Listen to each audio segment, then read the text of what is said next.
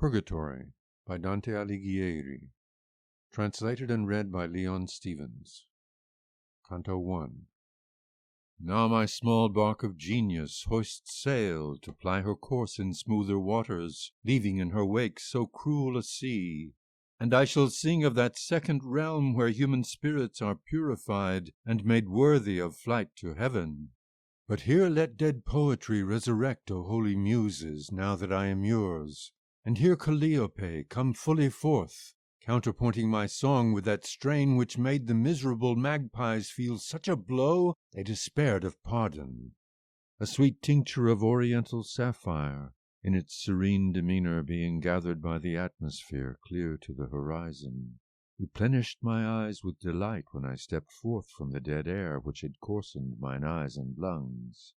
The lovely planet which comforts with love was causing all the east to smile, veiling the fish which lay in her train.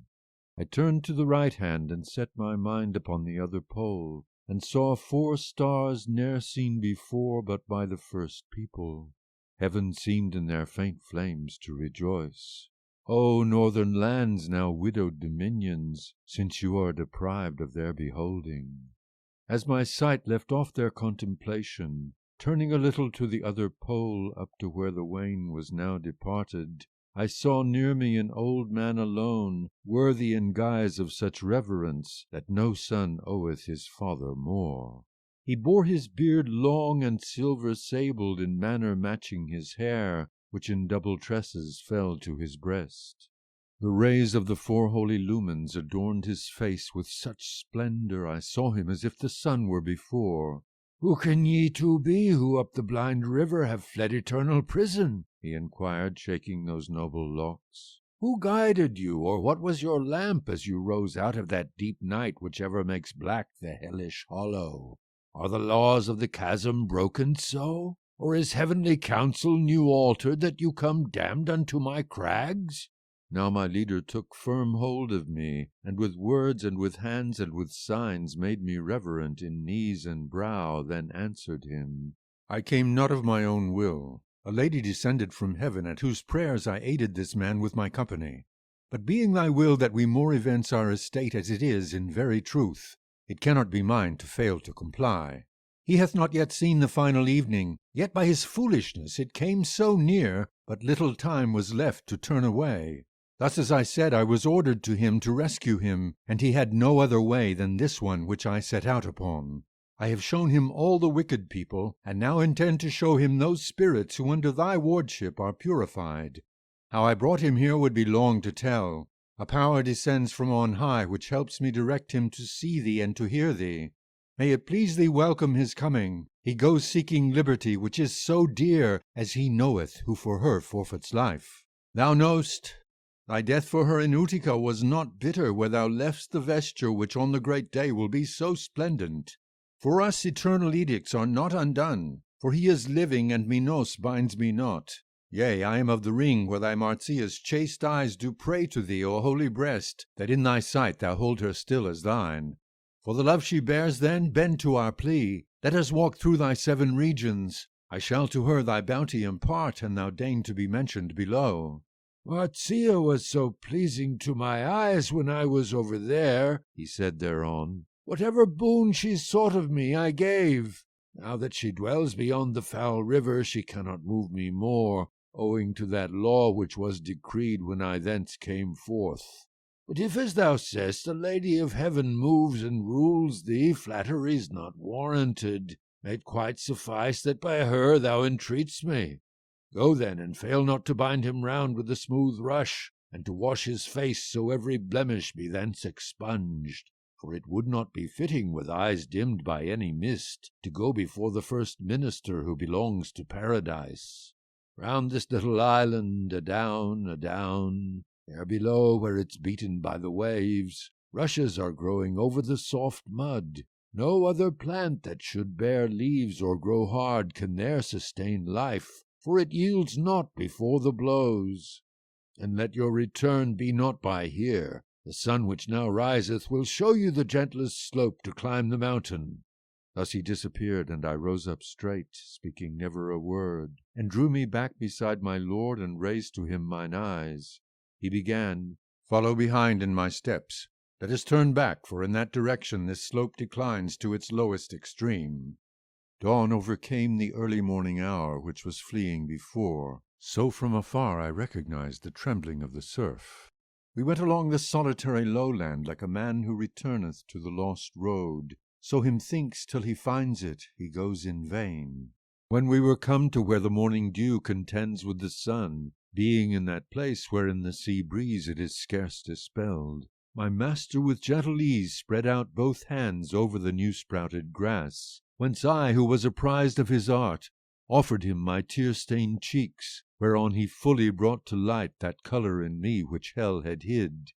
We arrived therewith at the desert strand, which never saw sailing on its waters a man who had the skill to make about. There he bound me as the other enjoined. O wonder, for so as was the humble plant that he chose where he uprooted it, instantly such another was reborn. Canto II. Now the sun had reached the horizon, whose meridian circle crosses Jerusalem at its highest point. And night, which opposite him goes her round, was rising from the Ganges with the scales, which fall from her hands when she overcomes, so that the pearl-white and vermilion cheeks of comely Aurora there where I was were growing orange in her aging hours. We were still alongside that sea like people who are thinking of their road, who go in heart and in body stay. And behold, as alone at first light Mars shines red through the thick vapours, low in the west above the flat ocean, me likewise appeared, may I see it again, a light coming over the sea so fast, no flight with its motion can compare. When I had from it a little veered my eyes to enquire of my leader, I saw it grown bigger and brighter. Then on its either side to me appeared in white, I knew not what, and underneath, little by little, another emerged. Still my master uttered not a word, the while the first white forms figured wings. Then, when he recognized the boatman, he cried, "Bend, bend, make bend thy knees. Behold God's angel. Fold thy hands, henceforth shalt see such ministers. Look how he disdains all human means. So he wants no oar, nor other sail than his wings between such distant shores. Look how he's raised them up to heaven, beating the air with eternal feathers that do not moult like mortal hair." Then as the holy bird came toward us, nearer, nearer, he shone more brightly. Thus so close my sight endured him not, but I cast it down. And he came to shore in a modest vessel, so trim and light, the hull drew no water in any part. At the stern the celestial steersman stood. Such he seemed, inscribed with blessedness, and more than 100 spirits sat within. In exitu Israel de Egypto, they all sang together in a single voice, with all that is written after in that psalm. He made them the sign of the Holy Cross, whereupon they all leapt down to the beach, and he turned back swiftly as he was come. The crowd that remained there appeared alien to the place, gazing round like people who assess new things. Everywhere the day was darting swiftly from the sun, who had with elegant darts driven Capricorn from Welkin's centre, when the new-come people raised their brows to us, saying to us, "If you know, show us the way to climb the mountain." And Virgil answered, "Perhaps you believe that we have experience of this place. We, however, are strangers like yourselves. We came before, some while afore ye, by another way, so crabbed and choked the climb will us seem henceforth a toy." The souls who had of me perceived by my breathing that I was still alive, became in their wonder ashen pale, and as people hurry to hear the news from a messenger bearing the olive branch, and none doth stick at stepping on toes, so each and all of those fortunate souls stared fixedly in my face, almost forgetting purification. I saw how one of them pushed forward to embrace me with such great affection that he impelled me to do the same. Ah, those shades empty of all but form! 3 times behind him I circled my arms, and as many stepped back with them at my breast. My face flushed in wonder, as I believe. So the shade smiled and drew himself back, and I, following him, spurred myself forward. With gentle voice he bade me desist, and I knew who he was, and prayed him halt with me a short while to converse. He replied to me, So as I love thee in mortal body, so I love thee freed, therefore I'll halt. But why goest thou here? Dear Cosella, I'm making this journey, I said, to return again where now I am. But how is so much time denied thee? And he to me, No outrage has been done me, if he who carries whom and when it please him repeatedly disallowed me this passage, for he makes the will of justice his own. These 3 months, verily, he hath taken with all good will whoever wished to board. Thus I, who e'en now was turned to the shore where Tiber's waters alter fresh to salt, was gathered in by his tender mercy at that roadstead whither he bends his wing. For in that place whoever falleth not to Acheron doth ever take refuge. And I, if new laws do not deprive thee of memory or use of the loving song that wontedly soothed all my sufferings, therewith may it please thee something comfort my soul, which coming here in my body is so distraught. Amor che nella mente mi ragiona, he commenced thereon so sweetly to sing, still within me its sweetness echoes. My master and I, and all those people who were come with him, appeared so content as if the mind of none heeded aught else. We were all walking spellbound and heedful of his notes, and behold the venerable greybeard crying, Tardy spirits, what's this? What negligence, what sloth is that? Run to the mountain to shed the slough that is the barrier to sight of God. As when pecking at chaff and tares doves congregate in the pasture without their wonted show of pride, if aught arise which arouses their fear, at once they abandon the forage because now taxed with greater care. Thus I saw that new-come crowd of souls leave off the song and scatter toward the bluff, like one who goes, not knowing what he risks. No less hasty was our leaving thence. Canto 3. The while that they in hurried flight dispersed over the plain, turned to the mount whereto reason pricks us, I held close to my staunch companion, and how without him should I have run? Who would have led me up the mountain?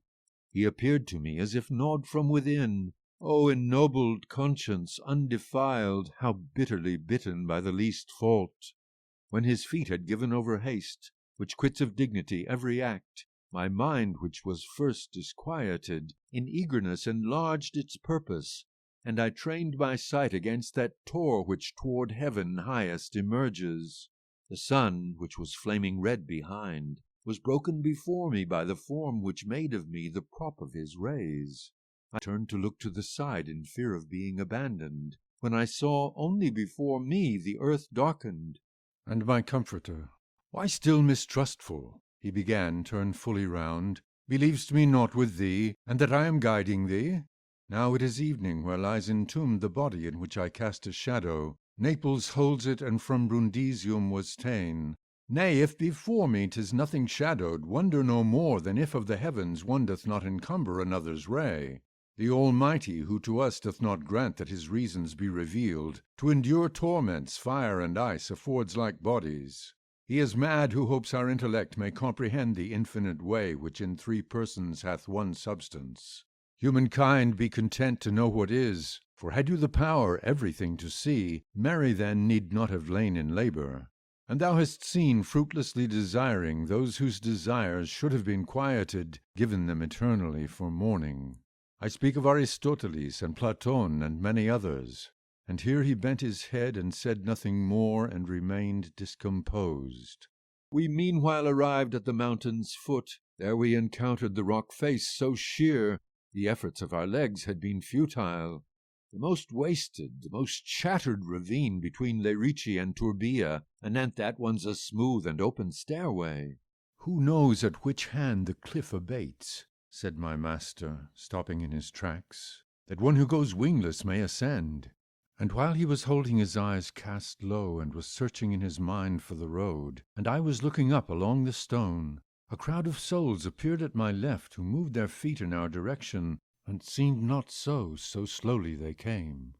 Master, I said, lift up thine eyes, behold these here who will give us counsel, if thou canst not have it of thyself.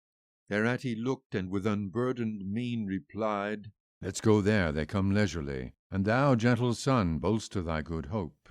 That company was still so far distant, I mean when we had gone 1,000 steps, as a skilled slinger may hurl with his hand, when they all drew back to the hard boulders of the high wall, and stood still and huddled, as one who goes in doubt may stop to stare. O chosen spirits, who made good parting, Virgil then commenced to say, by that peace which is, I believe, waiting all of you, tell us where the mountain bendeth lower to facilitate our going upward. For who knows more is more galled, wasting time. As sheep depart the shelter of the fold, by ones, by twos, by threes, and the rest stand timid, pointing muzzle and eyes earthward. And as the first does, so the others do, bunching behind him whenever he stops, docile and quiet, and they know not why. Thus I saw the forward rank of that fortunate flock moving now to come, modest in mien and with seemly step. As those before could see the light broken to my right side on the earth, so my shadow went from me to the cliff. They stood still and drew somewhat back, and all the others close behind, without knowing why, did the same. Before you ask me, I confess to you this is a human body that you see, by whom the sunlight's parted on the ground. Do you not admire, but be assured that not without power come from heaven doth he endeavour to mount this wall. Thus the master. And those worthy folks said, Go you back, so you proceed before us, waving us on with the backs of their hands. And one of them began, Whosoever thou art, going thus, turn to me thine eyes, reflect if thou sometimes saw'st me beyond. I turned me toward him, and fast regarded. Blond he was, and bonny, and had a kind look, but a blow had split one of his brows. When humbly I had disavowed my having ever seen him, he said, Now look, and he showed me a wound above on his chest. Then smiling he said, I am Manfred, grandson of the Empress Constance. Wherefore I pray thee, when thou do return, go to my beautiful daughter, who begat the sovereigns of Sicily and Aragon, and tell her the truth if it be falsely told. When my body by 2 mortal cuts was wounded, weeping I surrendered to him who willingly grants pardon. The sins that were mine were unspeakable, but infinite goodness hath such broad arms, she embraceth him who turns back to her. If the pastor of Cosenza, who was sent on the hunt for me by Clement, had then well considered this page of God's word, the bones of my body would still be lying at the head of the bridge near Benevento, under the vigilance of the heavy cairn. Now they are washed by rain and moved by wind outside the kingdom near by the Verde, where he translated them with candles snuffed. By their malediction, eternal love is not so lost that it cannot return, so long as hope retain the bloom of green. It's true that he who dies in rebellion against Holy Church, though at death repent, is obliged to remain without this bank 30 times the time he hath lived in insolence, if such decree be not tempered by holy prayers. See now if thou canst make me glad, revealing to my good Constance how thou saw'st me and this exile. For by those there we here much speed.